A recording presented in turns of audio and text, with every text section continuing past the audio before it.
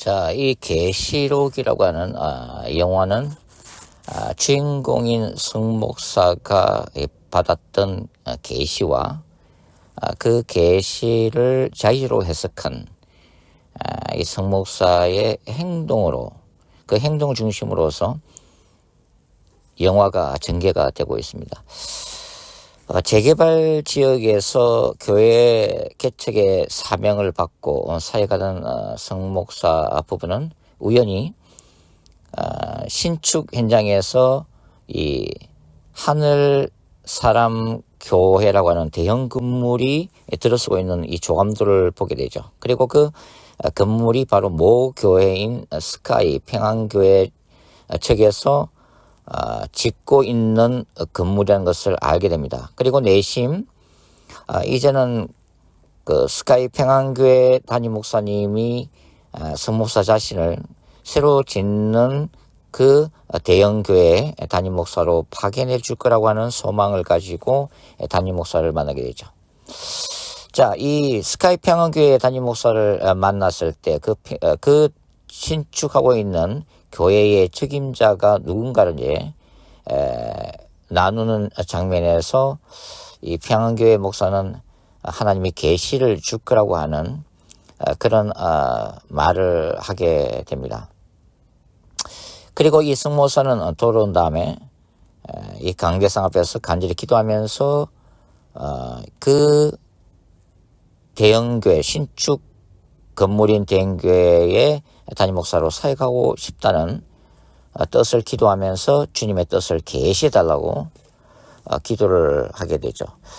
그리고서 한 가지 사건이 터집니다. 바로 3월로부터 애가 어떤 남자를 데리고 갔다는 충격적인 얘기를 듣게 되죠. 이것이 이제 유괴 사건이라고 생각한 성목사 앞에 하나의 계시가 보이게 됩니다. 그것은 그 전에 이 교회를 찾아왔던 전과자 권양래에 프린트된 사진에 교회 천장에서 떨어지는 물방울이 번지면서 마치 악마처럼 보이게 되자 성모사는 이것이 주님으로부터 오는 계시라고 생각하게 된 거죠. 바로 범인이 권양래라고 생각하게 됩니다. 그리고 나중에 이제 이 권양래를 추적하다가 이제 여고개에서 두 사람 간의 싸움이 벌어지고 예기치 않게 권양래가 이 치명적인 상처를 입고 죽어가게 됩니다. 그 과정 가운데 성목사는 또 하나의 나름대로의 계시를 보게 되는데 바로 그 폭우가 쏟아지고 천둥이 치는 가운데 숲과 바위 그 만들어내는 형상 가운데 예수의 얼굴을 보게 되죠. 그 계시 앞에서 성모사는 이 전과자를 죽이라고 하는 주님의 계시로 받아들이고 죽어가는 것을 방치하게 됩니다. 그 다음에 화면은 바뀌어서 다시 스카이 평안교회를 성모사는 찾게 되죠. 그런데 그 자리에서 원래 이 대형교회의 후임자로 생각했던 아들이 성추행 사건에 연루되어서 이것을 실천할 수가 없게 되자 스카이 평안교회 담임 목사는 이것이 승목사를 그 교회 담임 목사로 보내라고 하는 주님의 계시로 말을 하게 되고 그 순간에 바로 그 담임 목사실에서 이 승목사가 본 장면은 이 화초와 그 다음에 그 벽면에 그림이 어우러져서 예수님의 얼굴로 보이는 환영을 보게 됩니다. 바로 이것이 담임 목사로 가라고 하는 주님의 계시로 성모사는 받아들이면서 주님의 뜻에 따르겠다는 그런 말을 하게 되죠. 그 다음에 이제 사건이 이제 진행되면서 이 요양원의 봉사자 사모와 함께 온 성목사가 이 전과자가 아직 살아있다는 사실을 발견을 하게 됩니다. 그리고 그를 찾아낸 성목사 앞에 바로 이제 그 요양원 창밖 너머로 날개 달린 천사의 형상이 눈에 보이게 되죠. 그래서 그것을 주님의 계시로 받아들이게 되고 바로 이 전과자 건양례를 처단하려고 하는, 법을 집행하려고 하는 하나님의 뜻으로 확신하고 폐건물로 건양례를 옮기면서 그를 가다 놓게 됩니다. 그리고 이 납치된 아영이를 위한 교회 기도회가 열리게 되는데요. 승모사는 그 폐건물에서 우연히 봤던 D24 = 7이라고 하는 그 페인트 물에서 신명기 24장 7절을 주님의 계시로 받게 되죠. 그 구절은 이스라엘 사람을 유인해서 이렇게 인신노예로 판 사람을 처단하고 악을 제거하라고 하는 이 신명기의 말씀을 아영이를 납치한 이 전과자 건양례를 심판하라고 하는 하나님의 확정적인 계시로 받아들이게 되면서 그 기도회를 이제는 아영이가 이미 죽었다고 확신하고 아영이를 죽인 그 건양례를 생각하면서 이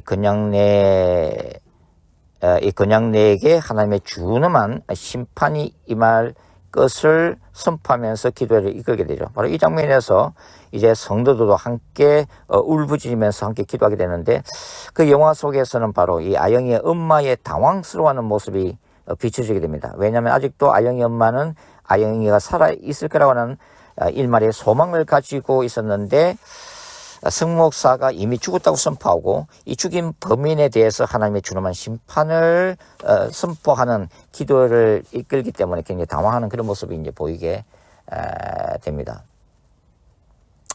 나중에 이제 승목사는 결국은 경찰서를 끌려오게 되고 치조실에서 주님의 계시라고 하는 단어를 계속 이제 중얼거리게 되죠. 그리고 이제 영화의 마지막 장면은 드디어 감옥에 갇힌 승목사가 벽면에서 예수의 형상을 발견하지만 이 물을 묻혀서 수건을 닦으면서 그 예수의 형상이 아니라 추악한 어떤 악마의 모습으로 점점 변하는 그 모습을 보면서 당혹해하는 그런 모습으로 이 영화가 끝이 나고 있습니다. 아마도 자기에게 지금까지 계시를 줬던 것이 예수가 아니라 사탄이라는 것을 비로소 깨닫는 그런 장면을 이 영화가 암시하고 있지 않는가, 그렇게 이제 보여주는 장면으로 끝이 나게 되는 거죠. 자, 이 영화의 그 타이틀인 계시록은 요한계시록과는 직접적인 관련이 없습니다. 아마도 감독은 이 주인공인 승목사가 지금 계시라고 하는 그것에 집착하고 그것으로 인해서 영화의 어떤 그 중심적인 부분들이 이렇게 진행되기 때문에 그래서 이제 그 제목을 계시록이라고 이제 붙인 것 같은데요. 우리가 이 크리스천의 입장에서 이 계시를 어떻게 이제 이해해야 할까요? 사실 이 영화는 그 계시가 어떤 것인가와 관계없이 계시를 어떻게 해석하는가가 가장 핵심적인 관전 포인트라고 할 수가 있습니다. 물론 감독은 이 승목사가 받았던 이 계시로 보여진 이 환영이나 글자가 사실은 이 승목사의 내면에서 어떤 왜곡되어 있는 심리 상태가 투영된 것으로 보는 거죠. 이런 어떤 심리학적인 부분을 떠나서 우리가 계시라고 하는 이 부분, 즉 성경에 나와 있는 이 계시라고 하는 어떤 신학적인 관점에서 우리가 생각을 한다면 사실 이 계시를 우리가 특별히 이 신비주의적인 그런 관점에서 이해할 필요는 없습니다. 계시라고 하는 것은 뭐 구약의 선지자들이 봤던 꿈과 환상이라든지 특별한 어떤 계시적인 통로가 기록되어 있기는 하지만, 그러나 이 계시라고 하는 뜻이 하나님이 자신의 뜻을 밝히 드러낸다는 의미에서 사실 우리 모든 크리스천들에게는 이 계시가 어찌 보면은 중심적인 그 신앙생활의 그 핵심을 이루는 부분이라고 또 말씀을 드릴 수가 있죠. 왜냐하면 우리는 일상생활 가운데서 하나님의 뜻을 알기를 원하고 하나님의 뜻을 분별하기를 원하고 또 하나님의 뜻대로 살기를 원하기 때문에 이 계시가 어떤 초자연적인 영역에서 뿐만 아니라 일반적인 영역에서 우리가 매일 일상적인 삶 가운데 단조롭게 반복되는 삶 가운데서도 하나님 우리에게 늘 말씀하신다고 믿고 있기 때문에 이 계시를 좀 더 폭넓게 이해할 필요가 있다고 하는 거죠. 그것은 우리의 그 주변 상황에서 일어나고 있는 사건이나 주변 환경의 변화, 그리고 우리가 만나는 사람들을 통해서 하나님의 그분의 뜻을 계시하시기 때문이죠. 그래서 이 계시라고 하는 것은 하나님의 뜻이 무엇인가를 알고 그 뜻대로 살아가기를 원하는 이 크리스찬의 입장에서는 이것이 우리 그 일상적인 삶 가운데의 중심적인 자리라고 할 수가 있겠습니다. 자, 문제는 이 계시를 어떻게 해석하는가의 문제인데요. 지금 이 영화의 주인공인 이 승목사 같은 경우는 굉장히 이 계시에 집착한 인물이라는 것을 우리가 알 수가 있다고 하는 것입니다. 그러나 그 승목사가 이 교회 프린트 그러니까 전과자인 근영래의 얼굴이 천장에서 떨어진 빗물로 인해서 일그러지고 마치 악마처럼 번지는 바로 이것을 계시로 받아들이고 이 근영래를 곧 납치범으로 인식하는 이 계시 해석에는 굉장히 문제가 있다고 하는 거죠. 왜냐하면 영화는 그 전에 전과자 근양내가 이 교회를 방문했을 때 이미 천장에서 물이 새어서 떨어지는 것을 목격하는 장면을 미리 보여주고 있습니다. 이것은 말 그대로 건물이 노후화돼서 자연적인 현상으로 빗물이 떨어지는 것이라는 것을 미리 암시하고 있는 거죠. 근데 성목사는 어떤 정상적인 어떤 지각이나 이성 판단 능력을 내놓고 이것이 바로 주님으로 오는 직접적인 계시라고 인식하는 데서 문제가 발생되고 있다고 하는 거죠. 자, 이 여우고개에서 이 근양내가 죽어가도록 이 방치하는 이 장면, 이 승목사가 이 비가 쏟아지고 천둥이 치는 가운데 목격했던 그 예수님의 얼굴로부터 이것이 근양내를 죽음에 방치하라고 하는 주님의 계시로 받아들이고 해석하는 이 부분도 사실 문제가 있습니다. 왜냐하면은 그 전에 이 승모사는 사무로부터 전화를 받게 되죠. 그리고 자기 자녀는 안전하고 어떤 낯선 남자가 데려간 것이 아니라 친구 아버지가 와서 데려갔고 지금 친구 집에 잘 있다고 하는 이 전화를 받게 되죠. 그렇다면은 승모사 입장에서는 자기한테 임하는 이 계시를 다르게 해석해야만 했다고 하는 것입니다. 즉, 이 전과자인 근양내를 더 이상 정오하고 그를 어떤 사탄적인 인물로 정죄할 어떤 필연적인 어떤 그런 것들이 없어진다고 하는 거죠. 사실 이제 이 부분이 정말 이 영화에서 좀 이해가 되지 않는 그런 부분입니다. 왜냐하면은 영화의 초반부의 성모사는 지극히 이성적이고 우리의 통상적인 평범한 그런 목사의 얼굴로 비춰지기 때문이죠. 그런데 이 여우고개 사건을 기점으로 해서 이 전반부의 성모사와 후반부의 성모사는 전혀 다른 인물처럼 영화가 보여주고 있다고 하는 것입니다. 즉, 이 시점을 어떤 계기로 해서 성목사는 말 그대로 괴물로 변해가고 있는 거죠. 그런데 왜 성목사가 갑자기 괴물로 변하게 되었는가라고 하는 어떤 암시나 그런 어떤 이 변하게 된 어떤 사건을 이 영화는 보여주고 있지 않기 때문에 어찌 보면은 이 영화를 보는 관객 입장에서는 의문점을 가지고 수가 있다고 하는 것이죠. 왜 평범한 성목사가 괴물로 갑자기 변했는가 하는 것입니다. 그래서 사실은 좀 친절한 영화 감독 입장이라면 평소에 이 계시에 집착했던 성목사가 이 사무의 전하에도 불구하고 이 전과자 건양례를 죽음에 방치할 만큼 극도의 정오를 보이게 된 어떤 필연적인 이유를 이 영화가 좀 보여줬으면, 암시해줬으면 하는 그런 아쉬움이 있다고 하는 거죠. 왜냐하면 극히 좀 부자연스럽다는 그 생각을 관객들은 느끼기 때문입니다.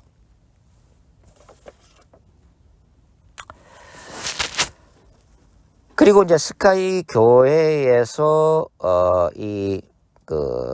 담임 목사로부터 새로 짓는 대형교회 건물에 담임 목사직을 맡아달라고 하는 바로 이 부분에서 성목사는 이미 말씀드린 대로 그 화초와 그림의 그 벽면에 그림이 어려서 예수의 얼굴로 보이게 되고, 그것이 이 담임 목사 직으로 갈아가는 주님의 확정적인 계시로 받아들이게 되죠.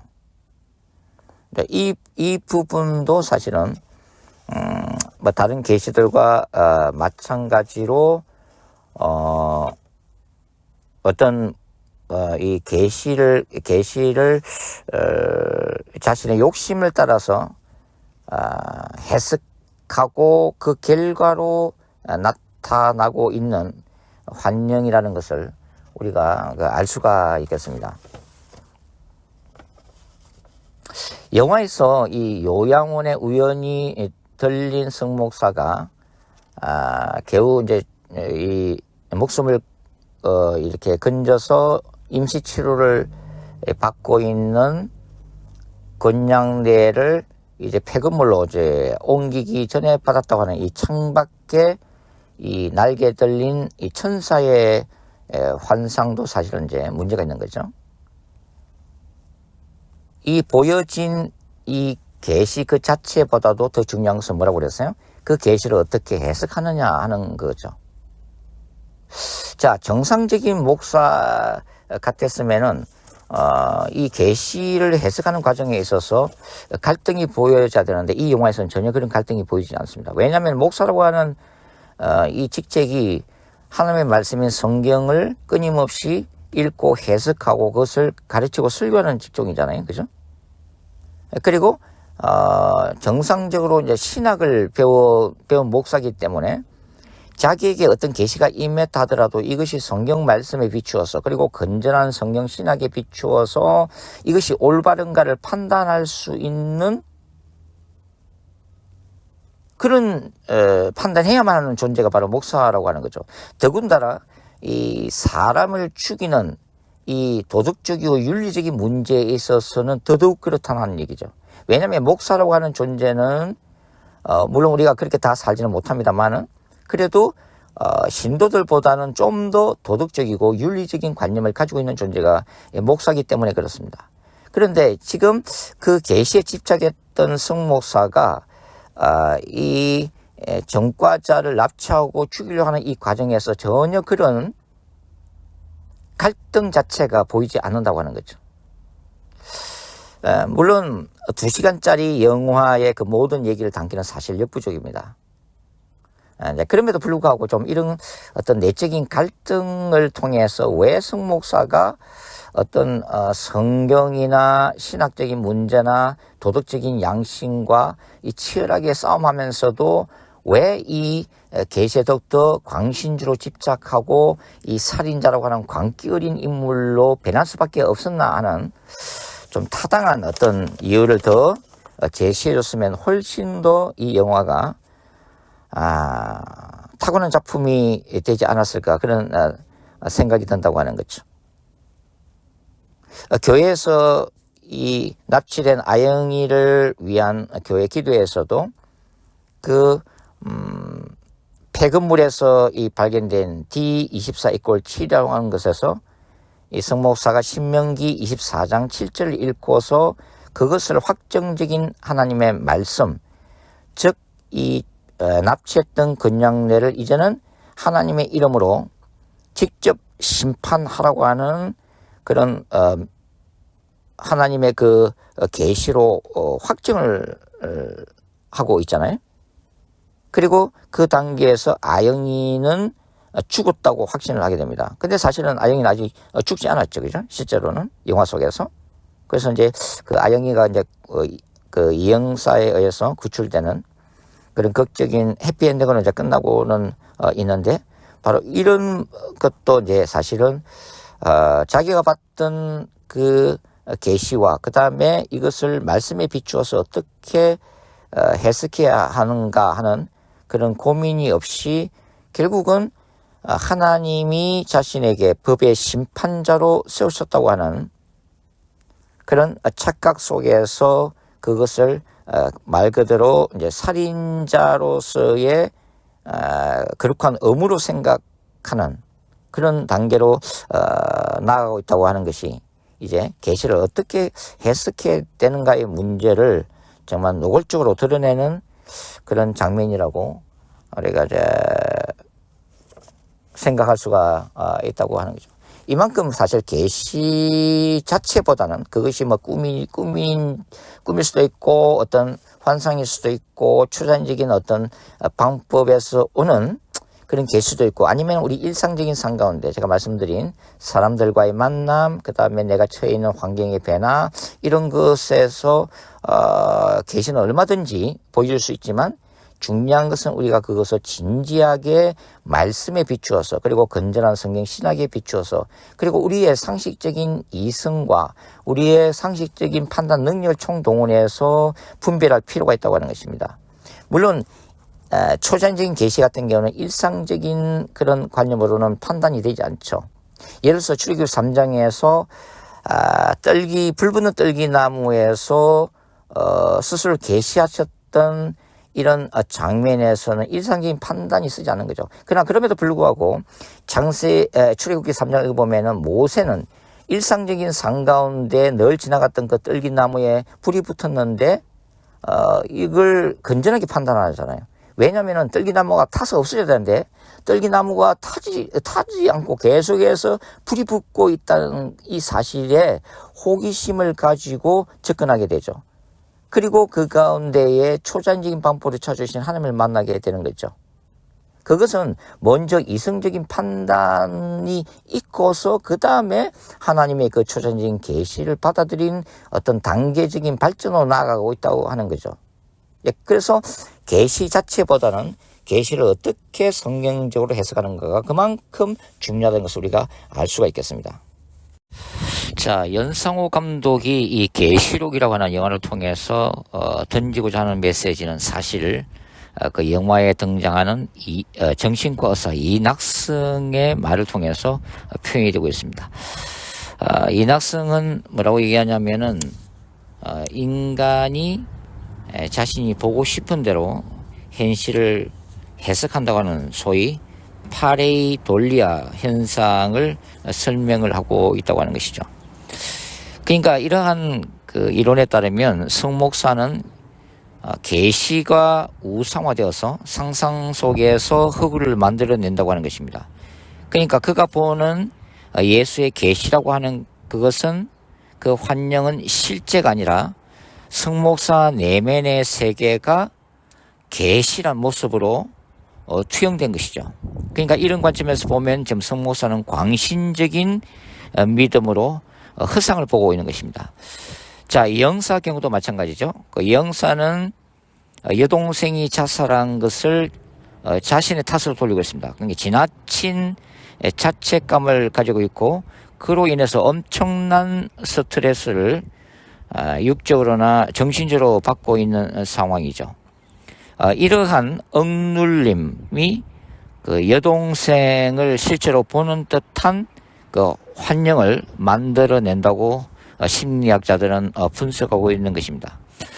전과자 권양래의 경우도 이에 연속성 상이 있다고 이제 할 수가 있는데요.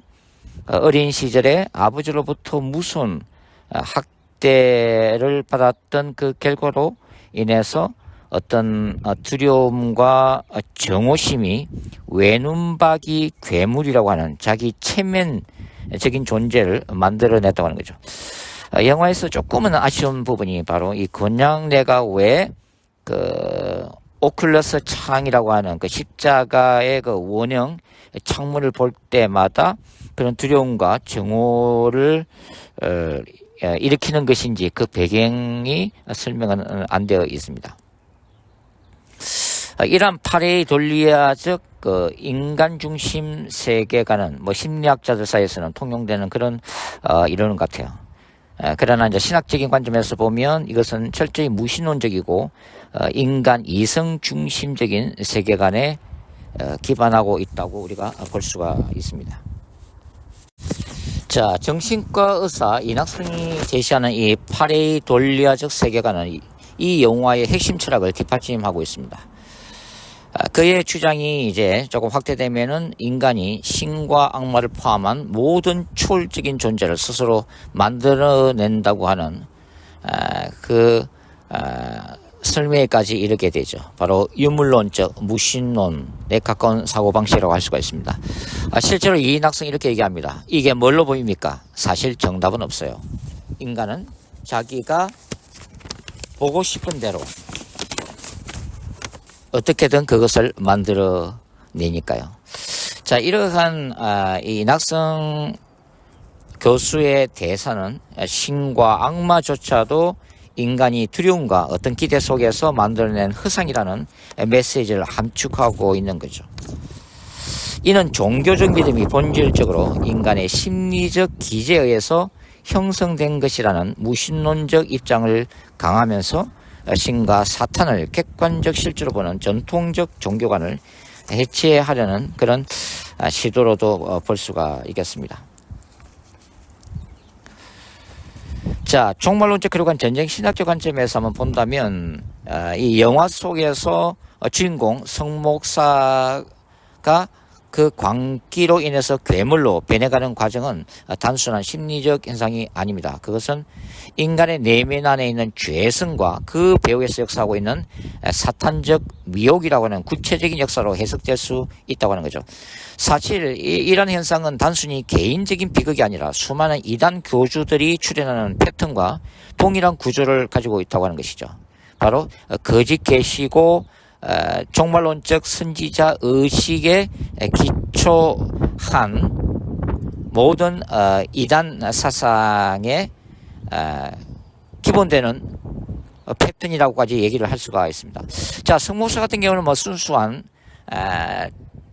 믿음을 가졌던 목사라고 할 수가 있죠. 그러다가 점차 자신이 받는 계시를 절대적인 것으로 여기면서 전혀 의심하지 않습니다. 그러니까 계시가 정말 진리인가 아닌가라고 하는 영분별이나 검증하는 과정을 완전히 생략하고 있죠. 절대적인 진리로 인식하고 있다고 하는 것입니다. 자, 이런 것들이 이제 강화가 되고 이제 지나치게 되면 사실은 자기를 종말론적인 선지자로 여기면서 신의 계시를 직접 받는다고 이제 주장하기 시작하는 거죠. 바로 거짓 선지자들의 출발점에 서게 된다고 하는 것입니다. 사실 우리가 아다시피 계시라고 하는 것은 크게 세 가지 통로입니다. 첫째는 하나님께로부터 오는 계시가 있습니다. 두 번째는 사탄이 주는 미혹적 계시가 있죠. 그 다음에 인간 자신이 스스로 만들어내는 계시가 있다고 볼 수가 있습니다. 그러한 전쟁 신학적 관점에서 보면 이 성목사는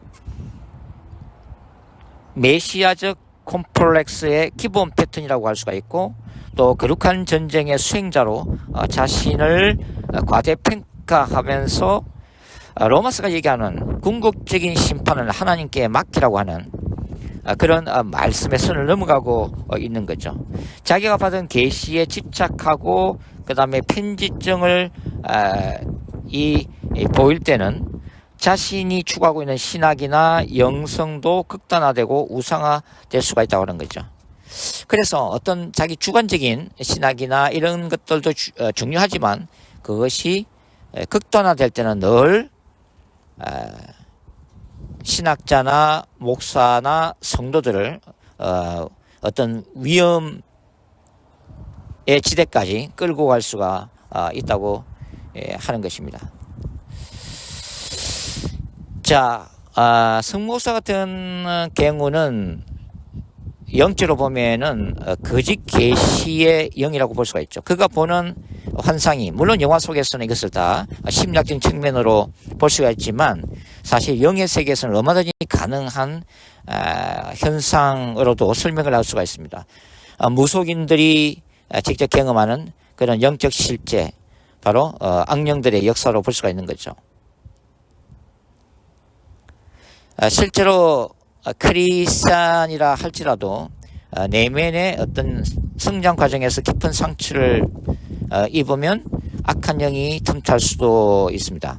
찰스 크리프트는 바로 이러한 것들을 사역을 한 바가 있죠. 그러니까 이 상처받은 사람들을 그 심리를 상담하면서 동시에 그 상처를 통해서 틈탈 수 있는 악령들을 쫓아내는 축사 사역을 병행하는 그런 방식이라고 할 수가 있습니다. 그러니까 이 형사 같은 경우도 여동생의 환영이 바로 실제 이 형사의 그 심리적인 압박과 스트레스를 통해서 역사하고 있는, 그러니까 여동생의 모습으로 나타난 악한 영이라고도 우리가 얼마든지 추정할 수가 있는 거죠. 권양래 같은 경우도 마찬가지입니다. 그가 가지고 있는 두려움과 정오가 만들어낸 외놈박이 악령일 수도 있다고 하는 거죠. 거룩한 전쟁 신학에서는 세 가지 차원의 전쟁이 있습니다. 개인적 차원, 공동체적 차원, 우주적 차원의 거룩한 전쟁이 있습니다.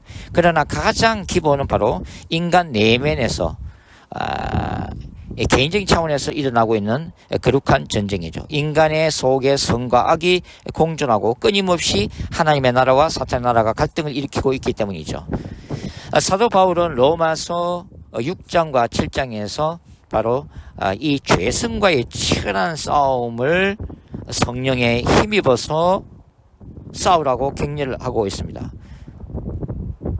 우리 속에 있는 죄성과 그 죄성에 기반한 사탄의 미혹은 언제든지 존재할 수가 있고, 그러므로 우리가 이것을 말씀과 말씀의 금과 영분별로 거룩함으로 무장하면서 싸워 이겨야 한다고 하는 거죠.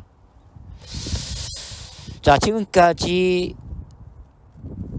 영화 계시록을 통해서 어떻게 계시가 왜곡될 수 있는지, 그리고 계시를 어떻게 올바르게 해석해야 하는지를 한 개 생각을 해봤습니다. 감사합니다. 수고하셨습니다.